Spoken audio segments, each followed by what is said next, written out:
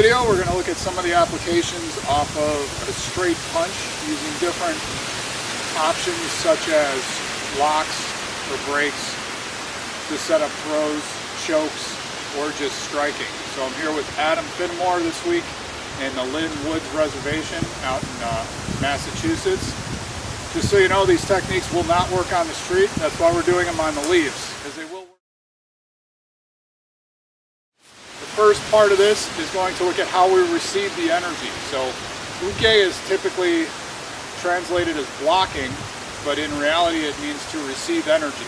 So in jiu-jitsu and in judo, one of the ways that we receive energy is nagas.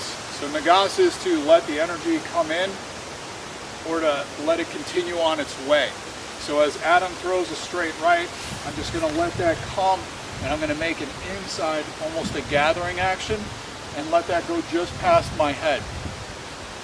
So nagas is going to be the frame or the base that we build off of for all the techniques.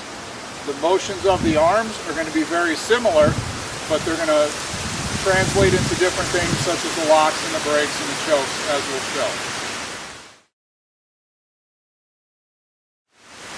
So as Adam starts with the straight right, as I receive it, letting the energy coming by, at the same time I'm letting a Shudo come out to the carotid or murasame. So again, sometimes if we hit this correctly, we can get a little buckle of the knees. Sometimes it'll just phase him. But the idea is I want to get in there. When I come in, I want to think about taking this in an elliptical manner.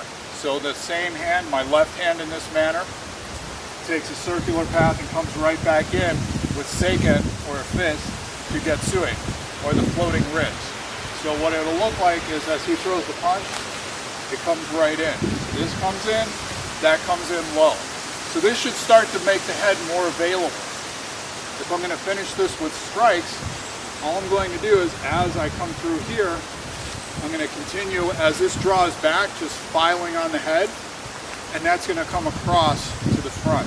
So again, on the chin, or kachikake.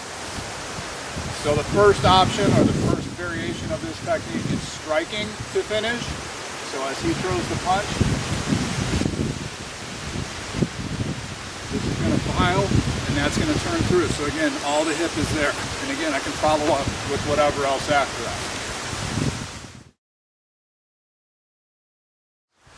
If I'm looking to finish with a choke, so again, it's colder out here, it's probably 40-ish. So we want to look at ways that we can get close. So this is not the best way to get it, because you see that he's a little bit bigger, and I'm going to pull his shirt or his jacket, but I'm not really going to move him. So to try and use this to enter for a throw is not the greatest idea. So as he comes in, same position with the hands. Nagas, Shudo, seiken. So this time I'm going to grab, I'm going to let that Shudo skim and catch the hood. As I sit back, just like I would with any good kazushi in judo, I'm going to sit back and pull the head down. As he comes in with the strike, nagas, here's my Shudo. The Shudo is going to just stay there, so I'm not going to retract it. When I punch, I'm going to bring the hood back with, or the jacket. In this case, he's wearing a hoodie, so it's going to work out real nice. If my hands get stuck inside, even better. So this is going to bring him down further. As I sit back, that brings him down, and you see where my hand is, behind his head. So I'm going to continue to pass his head in a scooping manner and lasso. So that puts me in a pretty good position to drop or to continue to turn into a seoi toshi or a taio toshi type movement, putting him down on his belly. A variation of this would be similar, where I make the Shudo, getsui, and I'm just going to try and loop the whole thing. So I'm going to do a one-handed choke. So if I get him to drop enough and I get a good pass, now I can call and order a pizza. We can Instagram, tweet, whatever you do. The last one would be trying to get into a lock from here.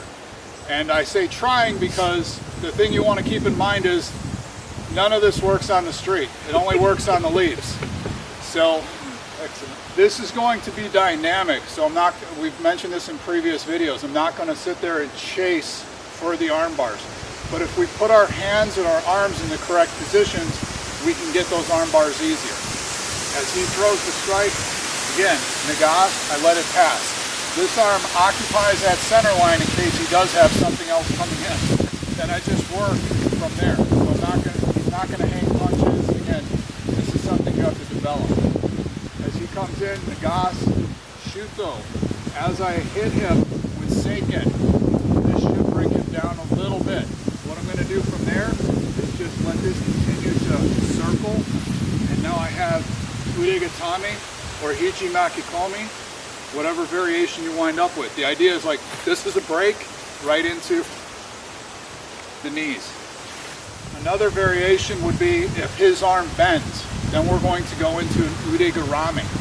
Same entrance, nagas, Shuto, seiken. I bring him forward, but for whatever reason his arm starts to roll. And I let it. So now I have Hiza. I can start taking this over for throws. I can just let him have some leaves for breakfast, whatever he likes. The last variation is tying a couple of these together. So I'm going to use nagas to deflect the punch, the Shuto to soften him up, Yatsui to fold him over.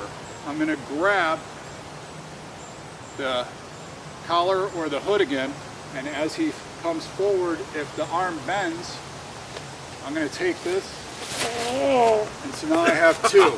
So that was more over his chin, so it probably had more of a neck lock than a choke, which is always nice.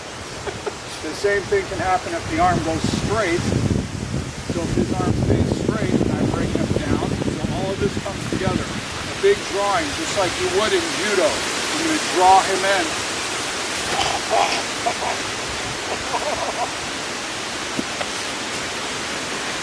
So thank you, Adam.